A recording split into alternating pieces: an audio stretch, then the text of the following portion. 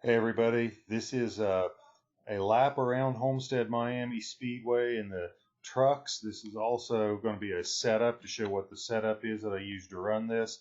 I'm going to let the lap kind of run through and talk a little bit as it goes, but then I will rewind the lap and talk about the specifics and nuances of the line I was running.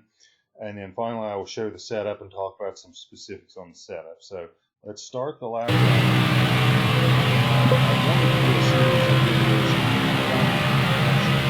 setups for different tracks and show the line nuances. I see a lot of them online. A lot of these have really fast lap times and claim to really fast lap times. But it seems like a lot of those on the downtime racers, which is set up to design racers. So not a good race like these setups are really hard to run.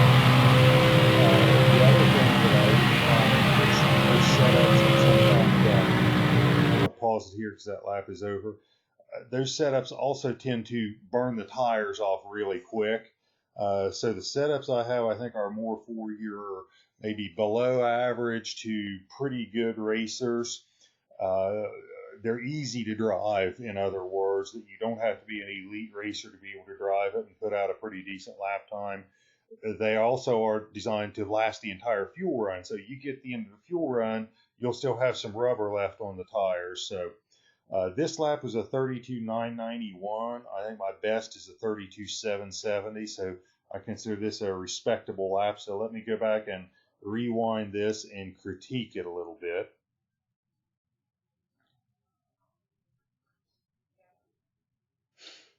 So here we are. A couple of things. It seems like turn one feels like it is more narrow than turn three, probably because you got the pit road exit here. But two things that I point out as the entry to turn one.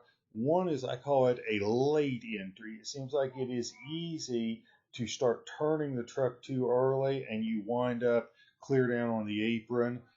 With this track and the layout of it, it's really easy to get to the bottom. So I call it a late entry. You want to stay in the throttle hard and you want to very subtly start turning the wheel very late into the corner because you can get to the bottom pretty easy. So I'm going to let it roll a little bit. And I am still hard into the gas. You'll see this sign right here, and then you've got the green light, the green traffic light above it. That's kind of the mark. About that point is where I am letting off. So the other thing is, one of the problems with Homestead-Miami, it seems like, is you fight tight middle and loose off. So when I am in the middle here, I am really turning the wheel hard because what you want to be able to do is stay close to this white line on exit. The farther you get off that white line, it seems like you're losing time. So you want to set up where you can turn it hard in the middle so that you can stay down here on the exit, but you don't want it to get loose on you from turning the wheel so hard in the middle. So you're going to see here I do a pretty decent job of staying down close to the white line on the exit.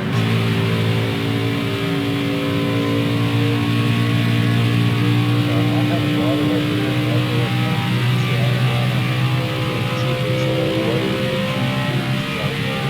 Get to the end of the straightaway. Here we are coming into turn three again, and it just feels wider. But again, same concept. You're going to drive it in pretty deep. It's easy to get to the bottom, so you don't have to crank the wheel very much on corner entry. This black road sign here is going to be the mark. It's about there that I am trying to let off the throttle. And I don't think I mentioned turn one, but there's no braking here. This is just off the throttle a little bit and then back on. So there I am off the throttle, let the truck settle. And when I am picking up the throttle, I am full on with the throttle. It's not easing into it. I am mashing the gas both on the exit of 3 and 4.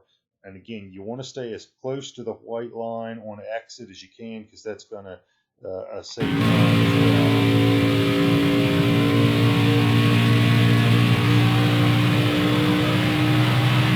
Final thing I'll point out is in my setups, we're here not even halfway down the straightaway. I try to get to to where I am either right at the red line or within at least 500 RPMs of the red line at the end of a straightaway. I feel like if you got the gearing like that, you're not losing speed at the end of the straightaway, and you've got enough torque by keeping the engine RPMs up that you can get good drive off corners. Start finish line, so that ends the lap. Let's go to the setup and talk about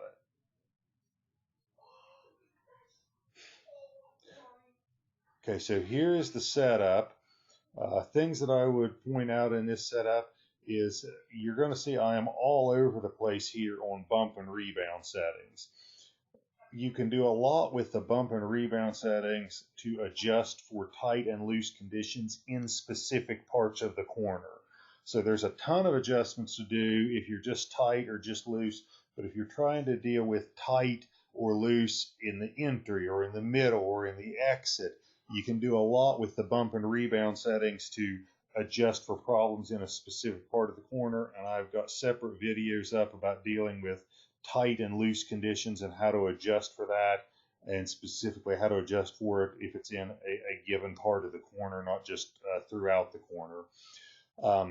Front weight. I run a lower front weight than a lot of people. I do that for a couple of reasons. The main one being, it seems like when you've got that front weight real heavy, 51, 52, 53%, it makes you have to do a lot to get a result of another adjustment. So if I'm running a heavy front end and I adjust the front tire pressures, it seems like I got to take a big swing at those tire pressures to get a result out of it. If I'm running a lower front weight, I can move things just a quarter to a half pound and feeling a change in the truck as far as tight or loose. So I feel like a lighter front end means I have to make less of an adjustment in tires to fix whatever my problem is. The wedge, I'm at 49.2. That's lower than I run at a lot of tracks. You tend to burn the right front tire off at Miami, so by running a lower wedge, you save the right front tire a little bit. Over here on the track bars, this is a pretty, I guess you'd call it pretty radical setup as far as I go.